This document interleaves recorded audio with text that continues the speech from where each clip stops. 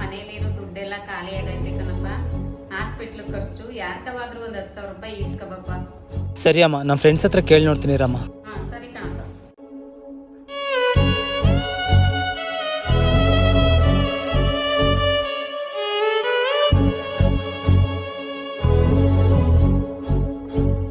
ಮಗ, ನಮ್ಮ ಅಮ್ಮನಿಗೆ ಹುಷಾರಿಲ್ಲ, ಹಾಸ್ಪಿಟ್ಲಿಗೆ ಹೋಗ್ಬೇಕು.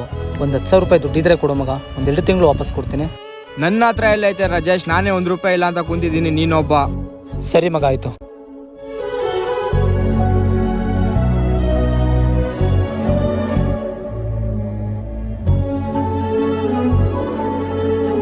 ಮಗ 10,000 ದುಡ್ಡಿದ್ರೆ ಕೊಡೋ, ಸಂಜೆಗೆ ನಿಂಗೆ ಡಬಲ್ ಮಾಡ್ಕೊಡ್ತೀನಿ. ಹೆಂಗೋ ಮಗ?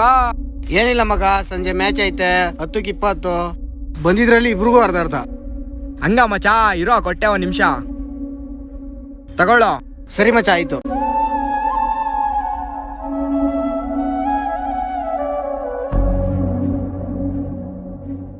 ಅವ್ರ ಅಮ್ಮನ್ಗೆ ಹುಷಾರಿಲ್ಲ ಅಂದ್ರೆ ನಿನ್ ದುಡ್ಡು ಕೊಟ್ಟಿಲ್ಲ.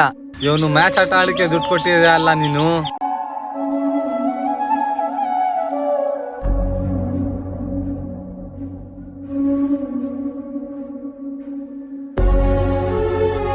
ಲೋ ಮಗ